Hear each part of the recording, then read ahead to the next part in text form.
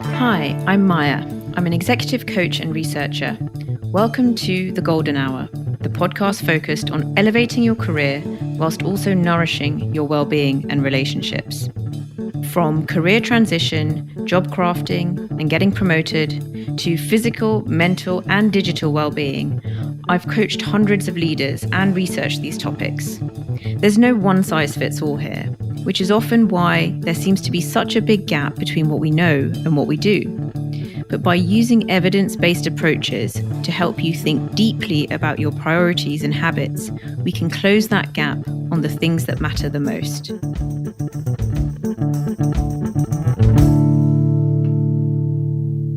Hello and welcome to episode 4 of The Golden Hour. Today I am delighted to introduce our guest, Nir Eyal. Nir is the author of 2 best-selling books, Hooked and Indistractable, which we'll be talking about in the episode. And so much of this episode contains matters relating to golden hours, whether it is about the scheduling of your time, and he even talks about the need to schedule leisure time, whether it is about time management as pain management, and also what is the opposite of distraction, because we often talk about what's distracting us, but do we really know what it's distracting us from? So without further ado, let's get to the episode. I am so pleased to be talking to you today, Nir. And I've given an intro to the listeners from your bio already, but it would be fantastic to hear in your words a little bit more about yourself and the work that you do. And also, if it has changed during the pandemic, that would be interesting to hear. Sure. Yeah. Well, so thank you so much for having me, Maya. It's great to be with you, and I've admired your work, and it's been great hearing your take on this subject. So I feel like we're kind of kindred spirits here in this big expanding field of behavioral design and trying to understand the role of technology in society today. And I think, our focus around how the individual interacts with technology is super interesting and super unresolved. There are so many questions yet to be answered in this field. And so my area of study for the past several years, so I used to teach at Stanford at the Graduate School of Business there. And then later I moved into the Hasso Plattner Institute of Design, where I taught behavioral design. So how do you help people build habits to improve their lives through the products and services they use? Mostly through tech products was my focus. So I wrote my first book, Hooked, How to Build Habit-Forming Products, which was essentially a guide to how companies like Facebook, Twitter, Instagram, WhatsApp, Snapchat, how these companies use the psychology of behavioral design to help people form habits with their products. And the idea behind the book wasn't to tell them how to do it. They already know how to do it. Yeah. My goal was to steal their secrets, so to speak, so that all kinds of companies can build healthy habits with their users. And that's exactly what's happened over the past several years. I profile in my book, Hooked, I talk about Fitbod, which is a company that helps people build a habit of exercising in the gym. I talk about Kahoot, which is a company I'm very proud to be involved in. The founder, Johan, called me up about 5 years ago after reading Hooked and said, hey, I read your book, and I have this idea for a hook that I can use to help kids build habits around online education. And he started this company, Kahoot, that today is worth over $3 billion, publicly traded company, that is all about getting kids hooked to learning. So every conceivable industry, health and wellness, to patient adherence, to SaaS companies, any kind of business that needs people to come back to use their product or service to build a habit out of that product. That's the kind of companies that read my book. So Hooked is all about how to build good habits. And then a few years ago, I wanted to explore the other side. I wanted to understand, how do we break the bad habits for a few reasons. One, I found in my own life that I was getting distracted by these very technologies that I was studying, and I wanted to understand why. And I think my knee-jerk reaction is one that most people have, where they blame the technology, right? It's my smartphone that's doing it to me. Yeah. And so I decided to take the advice of the experts, and so to speak experts, and I got rid of the technologies. I did a digital detox, and I tried digital minimalism, and I got rid of all the technology. And you know what? I was still distracted. I would say, oh, there's that book I've been meaning to look into, or let me just clean up the trash here, or let me just organize my desk. And I kept getting distracted, which is why I realized that the problem is not just about our technologies. It's not just our phones and Facebook and, the internet. This is a very old problem that, in fact, Plato talked about this problem 2,500 years ago. He called it akrasia, the tendency to do things against our better interest. And so distraction is not a new problem. And in fact, what I learned is that, the solutions that, the people who say it's just technology's fault, technology's hijacking our brains, they don't know what they're talking about. That in fact, technology, is not the ultimate source of distraction. And if we don't understand the deeper psychology of distraction, we will always be slaves to one thing or another. So that's what Indistractable is all about. It's not just about technology distraction, even though that's what people think is distracting them more than other things these days. So there's a lot of focus on those distractions, but really it's about the deeper psychology of why don't we do what we say we're going to do. And that's what I love about Indistractable, is that you focus on both the internal triggers and the external triggers. And by the way, when you were saying that, I was laughing to myself because I was thinking, we've all done that, haven't we? Where you delete your Instagram, you delete your Twitter, and suddenly your mail icon is so interesting to you, isn't it? And it's just, there's always going to be something unless you get deeper inside it. And that's what's really interesting about thinking about your internal triggers. I find that really helpful. Right. Yeah. And in fact, there's been more and more research that shows, I just saw a study 2 weeks ago that was published that they tracked that 90% of the time we check our phones, 90% of the time that we check our phones, it's not because of an external trigger. It's not because of a ping, a ding, a ring. It's because of what's going on inside of us. Which is the big revelation for me from writing Indistractable over the past 5 years, was that distraction begins from within. That 90% of the time we check our phone, it's because we're feeling bored, lonesome, indecisive, fatigued, fearful, uncertain. It's these uncomfortable emotional states that, look, people have been experiencing and dealing with since time immemorial. So if you're dealing with that discomfort with too much booze, too much news, too much football, too much Facebook, it doesn't matter. The source is this discomfort that begins from within. And so we're just putting on Band-Aids if we think, turn off notifications, grayscale your phone. Give me a break. Come on. That can't be the solution.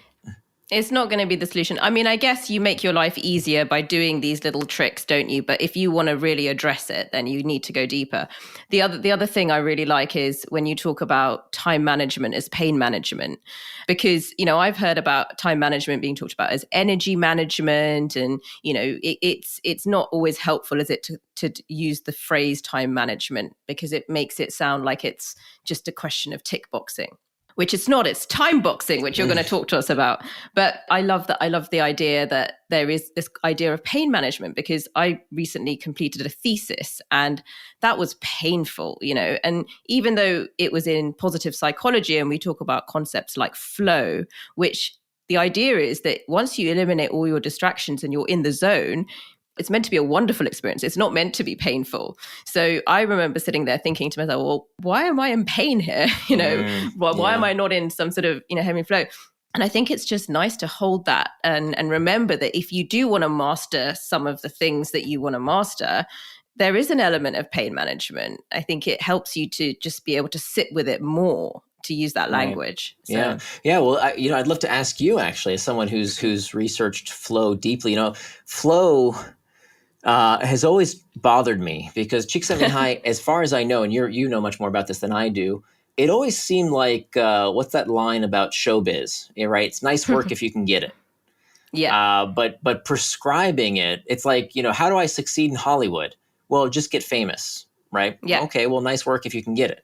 And I always had that or do sense. What you love. Even do what you love is like nice work if you can get it sometimes. Right. And I always felt like flow is a little bit like that. Like when Csikszentmihalyi talks about flow, he talks about these experiences that surfers have and that professional basketball players have. And, those things have something in common, which are that they are fun.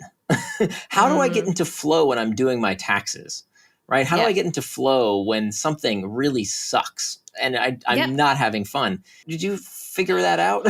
Well, I don't think there's a lot when it comes to flow. So there's actually the dark side of flow, right? So even when we think about the social media and technology and gaming and some of the things that you're talking about in that hooked process, there are things that are drawing on the darker side of flow because you're giving feedback and you're giving reward, and that's all part of, what's important in flow. So flow, I don't think it's straightforward. I think at a basic level, for example, with my 4-year-old, he will be in flow doing washing up, and I'm so pleased that they trained him so well that he now likes to do washing, household tasks. So I think building concentration and finding your sweet spot is fantastic. And you probably have your activities where you are in flow. I hope everybody has some, right? Yeah. But I think it's just I like acknowledging that not all great work is going to get you into that state. And the other thing is that it does have criteria. So you need feedback with flow. So reading is not flow. Running is not flow, because unless you're doing that barefoot running where you're getting this immediate feedback from the ground, and you're really having to employ all of your senses to stay on balance, it wouldn't be considered flow. So it has specific definitions. And I think, like you say, it's great, but I think it needs to be qualified with the idea that we're not all going to be spending all our time in flow. I do think you can get flow from an Excel spreadsheet, though. So it's really about the right tool for the job. Maybe it's not. And I think this is kind of the problem with pop psychology, is that we expect one tool to solve every challenge. And maybe the lesson here is, you know what? Sometimes flow is great. Sometimes it's not. I think that I have this beef with habits right now, even though I wrote a book about how to build habit-forming products. I kind of feel like we've reached peak habit in a way. I don't know if you've noticed this, but people want to build habits around everything. And I think it's become kind of code in kind of the same way that flow has become code for, I want to turn this into a habit, which really means I want to do something I don't enjoy that's really hard to do, but I want to do it effortlessly. And that's not always possible, right? And I think that the reason is, okay, well, that's just semantics. Who cares, right? It doesn't meet the criteria of the definition of a habit as an impulse done with little or no conscious thought. Maybe not, but what's the big deal? And I think that the problem is that when we tell people, you can turn anything into flow, you can turn anything into a habit, and then that's not the case, they don't turn on the expert and the guru and the technique, they turn on themselves. Right. So like, for example, I agree with you. I don't think writing, for example, can ever be a habit, because if the definition of a habit is a behavior done with little or no conscious thought, I don't know about you. I've written 2 bestsellers, countless articles. Writing is never something I do with little or no conscious thought. It is hard freaking work. And all I want to do is go check the news or Facebook or watch a video on YouTube and do anything but the hard work of writing. It's not going to be a behavior done with little or no conscious thought. It's not flow either. It's hard work. And I think habits and flow are the antithesis of deliberate practice, right? When we think about, the 10,000 hour rule and all that, that is the exact opposite of habits and flow. You can't have both at the same time, I don't think, because you're not getting better at something unless you're deliberately thinking about it. Whereas flow requires you not to think about it. Habits require you not to think about it.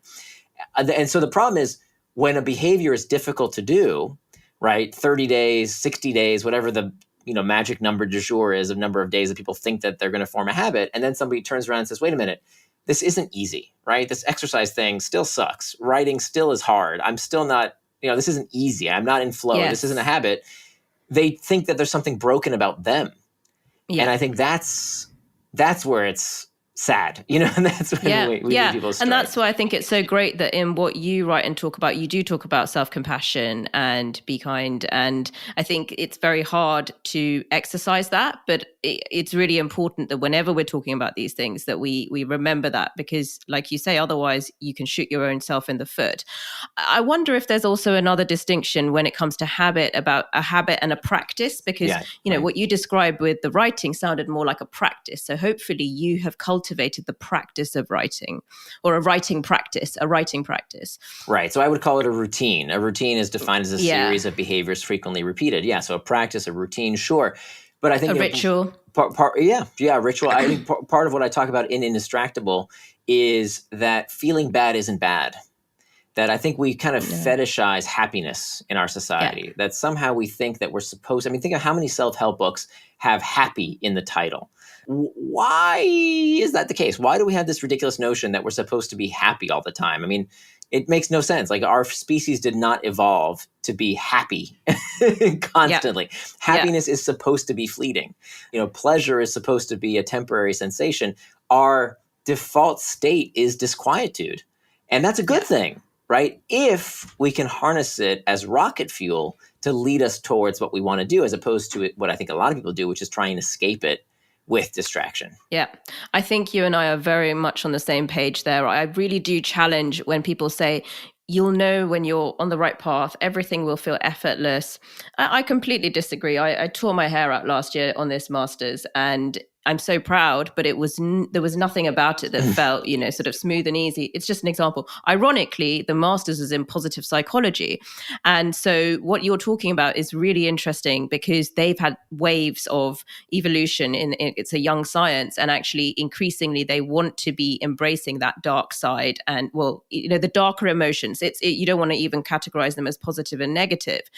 But there was initially a bit too much focus on those positive emotions, because they can be really helpful. Positive emotions, they can make us more creative and optimistic and open to opportunities. But as you say, if one expects that that's how one should feel, that's when it can start to become very difficult. And if that becomes a guide in the way that you then spend your time or whatever, so I've learned a lot from what you say on this, because I think we need to practice sitting with those more uncomfortable feelings. So I find that really helpful. I love the way you talk about traction. And I was wondering if you could explain and share with the listeners a little bit about the distinction between traction and distraction, because I think what you do so well is make us think about the word traction more and bring that more to the fore. I'm very much into the power of words. I think it's really important that we understand what the words we use actually mean. And to be honest, I didn't understand what distraction really even was, what the word really meant. And the way I know I didn't know what it meant was when I tried to understand what is the opposite of distraction. If you ask most people what is the opposite of distraction, they'll tell you right off the bat it's focus, right? The opposite of distraction is focus, except it's not. If you look at the origin of the word, the opposite of distraction is not focus. The opposite of distraction is traction. That both words come from the same Latin root, trahare, which means to pull. And they both end in the same 6 letters, A-C-T-I-O-N, that spells action. So traction, by definition, is any action that pulls you towards what you intend to do, things that move you closer to your values and help you become the kind of person you want to become. Those are acts of traction. The opposite of traction is, of course, distraction. Distraction is any action that pulls you further away from what you plan to do, further away from what you intended to do, further away from your goals and becoming the kind of person you want to become. So the reason this is so important, this isn't just semantics, the reason this is so important is because I believe any action can be an act of traction or distraction. And the difference is one word, and that one word is forethought. So let me give you a perfect example. My daily routine before I wrote Indistractable was to wake up, go to work, sit down at my desk and say, okay, I've got this big thing I got to get done today. This thing on my to-do list that I haven't done, that I've been procrastinating on, that I've constantly been distracted from doing. Okay, today's the day I'm going to do it. Nothing's going to get in my way. I'm not going to get distracted. Here I go. Let me get started right now. But first, let me just check some email, right? Let me just check that do that worky task that, hey, I have to do anyway. Isn't email kind of a productive thing? I have to do it at some point, right? That's a work task. And I would justify to myself and allow distraction to trick me into prioritizing the urgent at the expense of the important. And that is the most dangerous form of distraction, the kind that tricks us into justifying doing the kind of things we did not intend to do. If it is not what you plan to do with your time, it is by definition a distraction. Even if it's a work-related task, it's what I call pseudo work, because it is just as pernicious of a distraction. Now, just as anything can become just as anything can be a distraction, anything can be traction. So I take a hard pass on any of these tech critics that we hear from today that tell us, this technology, it's hijacking your brain. It's addicting you. These video games, oh my goodness, they're just so bad for you. Social media, worst thing ever. Rubbish. It does nothing but serve the tech companies' interest when we tell people that they are powerless to resist this technology. It is corrosive that we allow that type of mindset because it leads to learned helplessness. Because the fact of the matter is, there's nothing wrong with any of it. It's not addicting you. It's not, some people it does, just like alcohol is highly addictive. But does everybody who has a glass of wine with dinner an alcoholic? Of course not. Some people are, but the vast majority of us are not addicted to social media, for God's sakes. Give me a break. And frankly, there's nothing wrong with it as long as you use it on your schedule and according to your values. So the time you plan to waste is not wasted time. I challenge anybody to tell me why watching a football game on TV is somehow morally superior to playing a video game. There's nothing wrong with either, as long as it's done on your schedule according to your values. So the difference between traction and distraction is forethought. That if you plan that time, enjoy it. It's not a distraction. But if it's not what you intend to do with your time, now it's a distraction. So now we have kind of a visual in our head, right? We have traction to the right, we have distraction to the left. Now we have to ask ourselves, well, what prompts us to traction and distraction? And this is where the triggers come into play. So here we have the external triggers and the internal triggers. The external triggers are, of course, the pings, the dings, the rings. So the external triggers are all the things in our outside environment. It's not just the pings and dings. It's also our kids, right? It's our coworkers. It's anything in our outside environment that can lead us off track. And then we have the internal triggers, which we talked about a little bit. Very, very important. That is actually where we begin our journey to becoming indistractable, is learning tools to master those internal triggers. And now we're just going to work our way around the 4 points of this compass, so to speak, where we start at the top, mastering the internal triggers. Then we make time for traction. Then we hack back the external triggers. And then finally, we prevent distraction with pacts. And when we use these 4 techniques in concert, this is how we become indistractable. And so these techniques, this isn't just, I can't stand these self-help books where it's, hey, this worked for me, it's going to work for anyone. No, I want to see the peer-reviewed studies, right? And so the book is full of 30 pages. The appendix is 30 pages of citations from peer-reviewed journals. And many of these techniques have been around for a very, very long time. Like you mentioned, time boxing. Psychologists call it setting an implementation intention, which is a fancy way of saying planning out what you're going to do and when you're going to do it. I draw upon acceptance and commitment therapy and CBT and all kinds of different techniques to give you a plan that you can use, anyone can use, your kids can use, your spouse can use, to become indistractable, which is just about doing what you say you're going to do. Because, I think the challenge that so many of us have today is that we think we don't know what to do, but that's not true, right? Who doesn't know that if they want to get in shape, they have to eat right and exercise?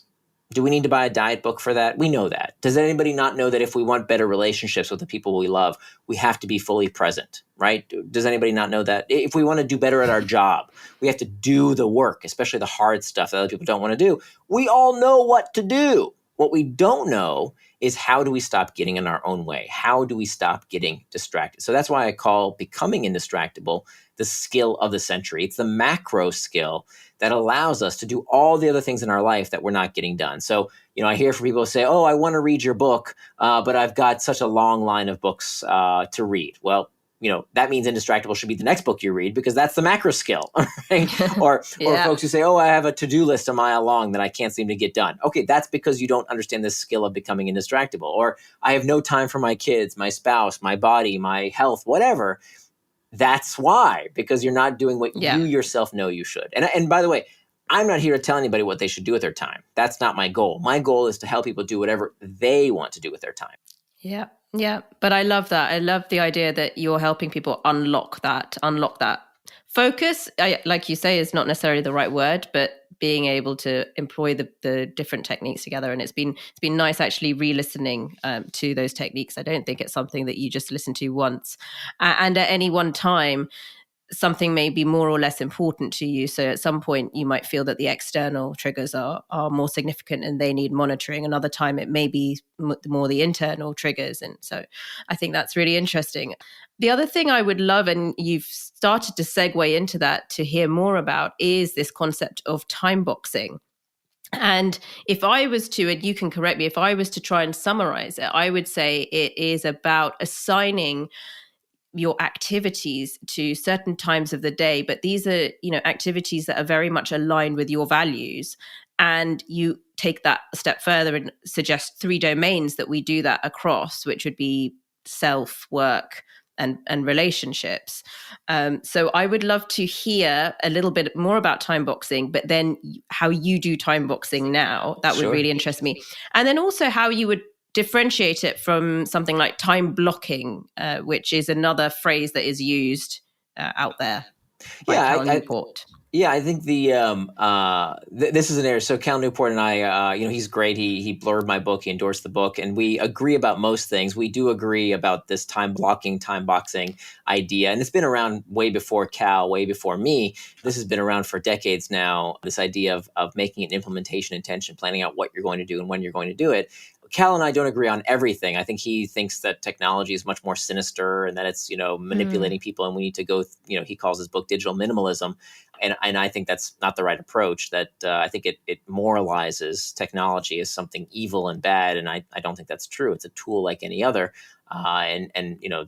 We can use them as opposed to letting them use us. So I think I'm much more optimistic and for personal empowerment rather than, giving people a guilt trip about being on Facebook. If it serves you, it's great. It's about using these things with intent. But I think, what I want to help people do is turn their values into time. I read Cal's first book not his first, but one of his books, Deep Work, which I was really inspired by. And I wanted the next book to be very practical. And so that's why I wanted to write Indistractable, because, he talks about here, time boxing is important. We both agree. But how do I do that? Like, how do I really do that? And so what I wanted to do was to give people very actionable steps for how to actually use this, time-tested technique and well-researched technique of time blocking. So the way we do it is first by understanding why it's important. Why is time blocking so important? Because you cannot call something a distraction unless you know what it distracted you from. Let me say that again. You cannot call something a distraction unless you know what it distracted you from. So if you're running around all day, breathlessly saying, "Oh, I'm so distracted. Do you see what happened in the news? My kids want this. My boss wants that. I can't seem to get anything done. My to-do list, nothing gets done on my to-do list." If you can't show me your calendar and tell me how you want to spend your time, you have no right to complain. Because everything is a distraction unless you know what it distracted you from. You have to be able to show me your calendar and say, you see, I wanted to do X and I ended up doing Y. Okay. Yep. That is the only way to know the difference between traction and distraction, is to plan ahead. So I have a question there, which is what I love about time boxing according to those different categories is that it also means that when you're not time boxed to do your work, when you're with your family, or then you don't do your work. So you also give that equal focus. Yes. And that leads me to think, especially in current times, in the UK with the homeschooling and things like that, we can think of all the distractions that are coming our way. But if we have spent time on our values and we've actually realized that a big part of our values is our kids and our families, then maybe we don't need to see homeschooling as such a distraction, for example. Maybe actually that we can see it more as attraction. I'm not saying it's different for everyone, but I'm trying to see if we can reframe things. Absolutely. I mean, this is the thing. The problem. The majority of people who espouse time management techniques, they tell people to keep to-do lists. And I'm not anti-to-do list per se. I mean, I'm all for getting stuff out of your head and onto a piece of paper, or, putting the things you need to get done somewhere. The problem is if you run your life on a to-do list, if the first thing you look to when you ask yourself, wait, what am I supposed to get done today, is a to-do list instead of a calendar, you have already lost the war. You're done. Because running your life on a to-do list is pretty much the worst thing you can do from a time management perspective. Because one of the reasons, there are many reasons, one of them is that it allows you no headspace for leisure. Very few people out there have ever experienced in their adult life what real leisure feels like. You know why? Because they keep a to-do list that's a mile long of all the things that they didn't get done today. And so when they have some time with their kids, when they want to just relax on the couch and watch a movie, when they want to do leisure activities, in the back of their heads, they're thinking, oh, but I still didn't do this and I still didn't do that. And my to-do list is still not done.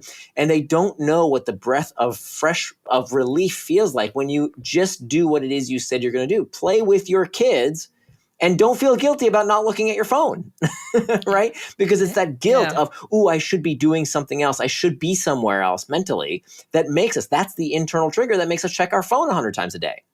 But it's only when you say to yourself, no, right now, traction is defined as spending time with my kids, and anything else is a distraction. It's only by defining that in advance. And that includes, hey, you want to play a video game? Awesome. Play a video game. Great. And you know what? Doing anything else is a distraction if you plan to play video games for that hour. But you have to define that in advance. So how do you define it? How do you know how to spend your time? So this is where I talk about turning your values into time, why values are so important. And values, what's the definition of values? Again, I'm very much into defining words. Values are defined as attributes of the person you want to become. Attributes are defined as attributes of the person you want to become. So you have to ask yourself, how would the person I want to become spend their time in these three life domains of you're at the center of these three life domains, your relationships, and finally your work. So you have to ask yourself, how would the person I want to become spend time on themselves based on your values? How much time would the person you want to become spend on personal development, on reading, on rest? I mean, we all know that rest is very important for our psychological and physiological well-being. How many people do you know with a bedtime, right? If we all know sleep is important, we tell our kids that they need a bedtime. How many adults have a bedtime? I have a bedtime. It's on my schedule. It's on my calendar. I know I got to go to bed at a certain time, which means that 30 minutes before bedtime, I need to brush my teeth. I need to take a shower. I need to do all these things so that I can be in bed on time so that I can have proper rest, right? So exercise. How many of us have on our calendars that time for proper exercise? Again, I'm not going to tell you need to exercise. That's up to you. But if that's important to you, if that's one of your values, is to be the kind of person who takes care of their physical health, that time has to be on your calendar. Or don't make it a priority. Don't, profess that that's important to you and every year feel guilty that you don't get enough exercise and you don't eat right if it's not on your calendar. So that's the you domain. Then the relationship domain. Part of the reason that we have this loneliness epidemic around the world these days is because the amount of time set aside in people's schedules for regular social engagements has decreased precipitously as the world has become more secular, particularly in the Western world, as people don't attend church like they used to. Not that I'm advocating for that. I'm a secular person myself. But what we have lost is that regular engagement. This isn't new. This didn't come from social media. Robert Putnam wrote about this in the 1990s in his book, Bowling Alone, about how fewer people were in bowling leagues. Now, in the UK, you have something very nice. You have this pub culture. That I think gives people that. Sadly, not right now. Not right now. I know. But we need to. But if there's a silver lining to this pandemic, I don't know if you've noticed this, but I have these frequent Zoom calls with my family. It's on our calendar every Saturday night. We get together over Zoom, and I see my parents, and my daughter sees her grandparents, and it's beautiful. So I hope that we have that time in our schedules. Hopefully, it won't have to just be over Zoom. But the important thing here is to schedule that time. If your parents are important to you, if your siblings are important to you, if your best friends are important to you, have that time. Don't give people just, the remnants of whatever scraps of time are left over. Have that time planned ahead on your schedule. And then finally, in the work domain, there are two types of work. We have what we call reactive work and reflective work. Reactive work is about, reacting to the messages, reacting to the emails, reacting to the meetings, reacting to anybody who taps you on the shoulder. That's the reactive work. Now, that's how most people spend most of their day.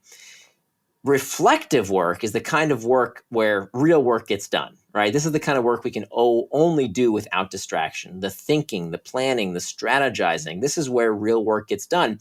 The problem is, very few people set that time aside. Now, I'm not saying you have to spend your entire day in isolation doing reflective work. Some people's job is only reflect. Like if you're a computer coder, you have to be deep in concentration or you're going to have bugs in your code. But for most people, there's some mix of reactive and reflective. The problem is most people feel comfortable doing the reactive work, right? I'm just going to sit here and let stuff happen to me. That's much easier than thinking ahead and saying, wait a minute, what actually needs to get done? And when do I need to isolate myself and be indistractable so that I can really think? Which, let me tell you, is a huge competitive advantage over everyone else in your field, because nobody's doing it. Nobody's setting aside time to actually think, but it's absolutely necessary to do our best work. Yeah. Well, what I really like about the way you've taken us through those is that there's such, it's heavy because we have to do hard work. We have to think, but it's also liberating the way that you talk about leisure, the way that you talk about relationships, and the importance that you give them, even the ordering in which you told that sort of helps to sort of prioritize the other aspects, which, like you say, can often become afterthoughts or can become just slotted in around. So I find that a really optimistic message and fun to think that we should, when we're doing whatever we're doing, really be fully in. And there's no laws about what is right or wrong. And I like the way you describe, you're not assigning like a moral code to things. It's what is right for you, but then do it fully. I find that really helpful to hear the breakdown. I'm very curious about how you're doing it right now. Obviously, you have probably been doing this over a period of time, and you've talked about how one should experiment a bit with it and refine. Have you now reached a sort of a place where you got the perfect time boxed week and you barely need to refine? Or how does it work for you? Until something changes. So the idea here is that you're not a drill sergeant. That's not the right frame of mind. You don't want to be a drill sergeant. You want to be a scientist. So what does a scientist do? A scientist has a hypothesis. They run an experiment, and then they adjust based on the data they collect to run the next experiment. And that's how we should think about time boxing. So we make a plan in our calendar for the week ahead, and this takes all of 15 minutes a week, right? So every Sunday in my calendar, I have 15 minutes to plan the week ahead, where I'll time box that week ahead, and I'll ask myself, how do I make that schedule easier to follow based on the data I collected from the previous week? So if I say, you know what, I really need some more time for writing, or I really need less meetings, or I have an important meeting, which means that I won't have time to do something else that's very important to me, that's part of my values, I'll adjust that accordingly for the week ahead. So I'm making small adjustments from week to week. The first time you make a time box calendar, that maybe will take you 15, 20 minutes. But then from week to week, you're making very small adjustments, right? You're just tweaking a little bit here, a little bit there, and it becomes easier and easier the more you do it, until something big changes. So when we moved from the United States to Singapore, and now I have to, change my time zones when I do, when I take calls, well, now I had to, reconfigure that schedule and adjust it. So week to week, it's small changes. But when there's a big change in your life, that's when you need to make a bigger changes. But the idea here is that, in the day, you're not going to make any changes. So you're going to try and follow that schedule as closely as possible. We all get distracted from time to time. That's okay. But the difference between a person who is distractible and a person who is indistractable is that the indistractible person realizes that a mistake repeated more than once is a decision. Paulo Coelho said that. A mistake repeated more than once is a decision. So how many people out there complain about getting distracted again and again? How many times can we blame Facebook for distracting us, for God's sakes? Okay, don't we eventually say, all right, enough, right? And we take some action, right? Eventually, we need to do something about it. So an indistractible person understands, look, there's only 3 causes of distraction: an internal trigger, an external trigger, or a planning problem. That's it. There's only 3 potential sources. What can I do today to prevent getting distracted tomorrow? And they make adjustments in their life using forethought, right? Using these techniques in the book to make sure that they don't keep getting distracted by the same distractions again and again. Yeah, that's great. Well, it's nice to know that it only should take 15 minutes, because in my mind, that was one of the concerns, that because I recall you've even talked about, you put chores on there, you put household activities on there. Some of those must just become recurring items, do they? Yeah, absolutely. Yeah. And so, for many things, it's, for, helping prepare meals for the family, and, lunchtime, and, these kind of things I know every morning. So every morning I have the same kind of basic routines. But there's some variability from week to week, but I don't change it in the day, right? When I make the day's schedule, I got to follow it. Now, if the day crashes and burns and I go way off track, no problem. I'm going to learn from it. And the reason we have to do that learning is because we know that people are susceptible to what we call the planning fallacy. That on average, a task will take us 3 times longer than we expect, because we are terrible at planning and predicting how long a task will take us, because there's no feedback. When we use this silly technique of a to-do list, we have a task. We have no idea how long the task took us to complete. And so therefore, we don't learn how to be better at predicting how long it's going to take us in the future. There's no feedback cycle. Whereas when you plan the time, when you say, I am going to work on this task for 30 minutes, 5 days a week, whatever it is, then you can start to assess, how much progress am I making towards this goal? How quickly am I progressing? And I can make adjustments accordingly. So if I have a deadline, right, most people, they say, I'll add it to my to-do list. Hopefully it'll get done in time. How do you know? You don't know. Whereas when you put that time in your schedule, you say, okay, so for the past 3 days, I worked on this for an hour for 3 days. How much progress did I make? Then I can predict how much longer it's going to take me to finish the task, and I can make adjustments accordingly because there's this feedback cycle. Yeah, that's really helpful. And it's nice to know that that's part of your Sunday ritual, it seems like. I've got 2 more questions that I definitely want to ask before we run out of time. One is about a typical time-boxed day. I would love to hear what that might look like, if you're comfortable sharing that. Absolutely. And then I've got a social dilemma question as well. So let's try and fit in both. Yeah. So what does my average day look like? So, you know what, I'll open up my calendar while we're speaking here, and I'll look at it and just tell you what's on it for tomorrow. So, I have breakfast with so I wake up at 7:15 every day. I have breakfast with my family until 8. So I'm responsible for making breakfast, and then we sit together until 8. From 8 to 10 for 2 hours is when I take my calls, because I'm in Singapore. So that's prime time for me to take calls, States primarily. So that's when I do my calls. Then I have an hour of learning. I have an hour of some kind of learning. So right now I'm trying to learn some Mandarin Chinese because I'm in Singapore. So I have 1 hour blocked for that. Then I have an hour for email from 11 to 12. Then 12 to 1, I have my lunch time with my family. And then on Fridays, I have an hour where I devote to physical fitness. So I'm going for a swim. And then I have 30 minutes for showering up. And then from 2:30 to 5, I have my long block of writing time on Friday. Then I have time in the afternoon from 5 to 6 for listening to articles. I love to listen to articles while I exercise. I use this technique called temptation bundling that I talk about in the book, where I multitask. I actually believe you can multitask, and this is a wonderful way to do it, where you bundle temptations. So I can listen to articles. I had this really bad habit of reading articles online, right? The New York Times, the Atlantic, all kinds of fascinating writing out there, blogs. But I realized, of course, that these media companies, don't have my best interest in heart. The New York Times could care less whether I should be reading the news. No, they just want me on their site as much as possible. That's how they make money. So I never read on their site anymore. I only listen to articles while I'm going on a walk. So I have an hour walk. And then I have time for dinner at 6 with my family.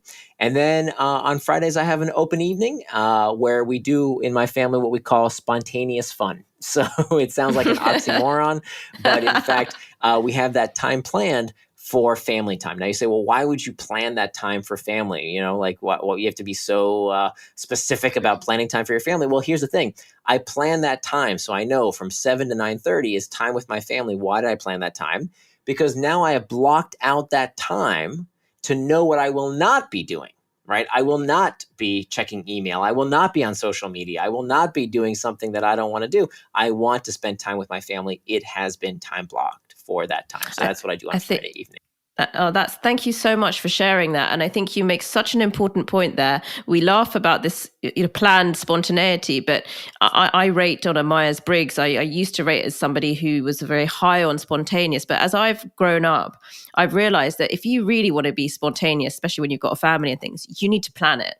It's true. It's true. You can't be by the skin of your teeth. Otherwise you end up, everything is a blur. So that makes total sense, but it also really helps to sort of put it in make it really clear to hear your time box schedule. And it does sound that's nice. just one day. And by the way, you don't have, starting out, people get very intimidated by, oh my gosh, I got planned out 7 days a week. That seems like a lot of work. You don't have to do all that, right? You can start with one day. How about you just plan your Monday or plan out your Saturday even? Plan out what your typical Saturday will look like ahead of time. And then what you'll find is that those days are glorious, right? That in fact, constraints provide freedom, right? Because I don't know about you, but especially with a family, if you've got kids, one of the worst feelings is, what do you guys want to do today? I don't know. What do you want to do today? Like, I know I got a bunch to do. I got to do laundry. I got to do dishes. I got to do this. I got to do that. And I got to entertain my kids, as opposed to like, no, now I know. Okay, I've got time for lunch. I've got time for, mail. I've got time for all these things I have to do. It's in my calendar. I know I don't have to stress about it. I planned ahead. It's coming.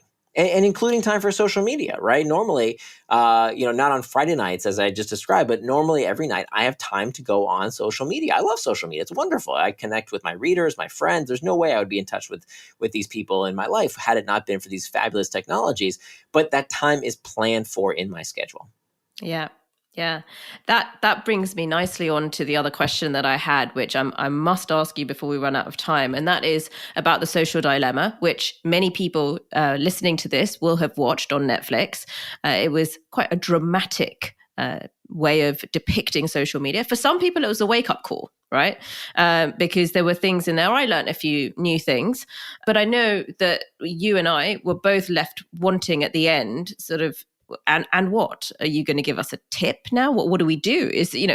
But more importantly, you were actually interviewed for The Social Dilemma. So I am here to hear the kind of inside scoop now. What did you say in that interview, and why didn't they include it? So they interviewed me now 3 years ago, which is part of so I have a lot of beef with that movie. And my biggest beef with the movie is that it's the equivalent of calling Jaws a documentary about sharks, right? It's slightly based in reality, but not by much.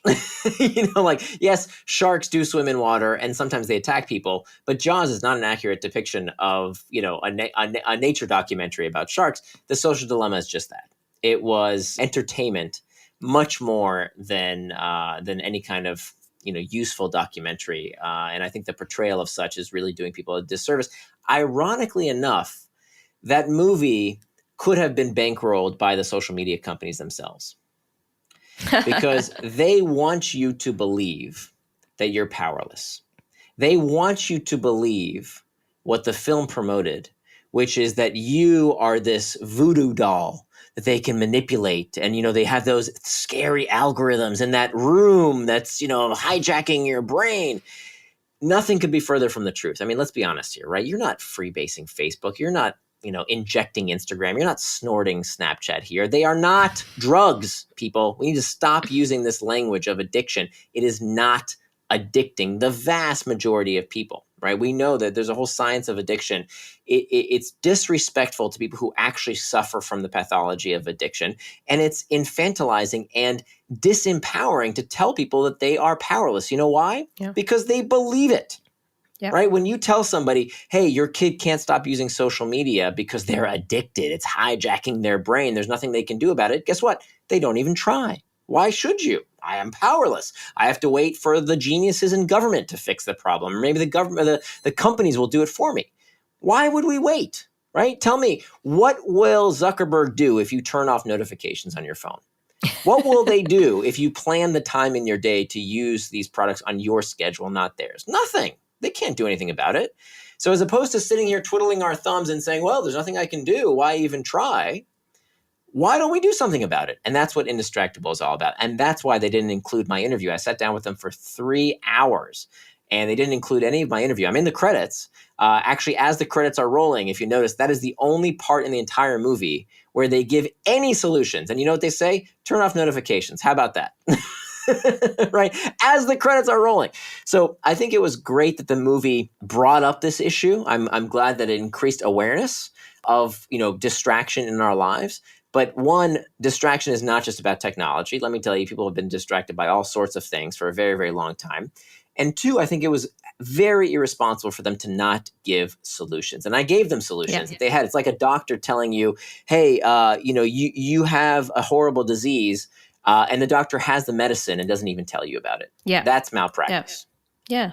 Exactly. And you share some fantastic hacking back strategies. And you also talk about how there are simple things that you can do, like clicking on the exact link to a Facebook group. And it was good to hear all of your suggestions there. And there are ways that you can improve your YouTube feed. There are such practical things and resources. I mean, and those I see as the tips. And then obviously you can go a lot deeper. And then I've just reviewed 120 academic papers that talk about how you can use it more constructively to support even your basic psychological needs better. So there is so much there. And we could carry on and we could have another whole conversation about using social media more positively. I would love to, because you've researched this in such depth, and I would love to talk more about that. So let's do a follow-up one about going deeper into the positive aspects and how we can make sure we can use these things for good. That would be fantastic. Well, thank you so much for taking the time, Nir. I have really enjoyed talking to you, and I can't wait to share this with all of our listeners. So, it was my pleasure, Maya. Looking forward to doing it again soon. Thank you for listening to the Golden Hour podcast. If you found it valuable, please forward it to others who you think might benefit from listening. And be sure to subscribe to get the new episodes when they release. And if you're listening on iTunes, please leave a rating or review, as it really helps the show to grow. You can find me at Maya Gudka on Twitter and Instagram, and you can find links to what we cover in the episodes in the show notes. Thanks for listening, and see you next time.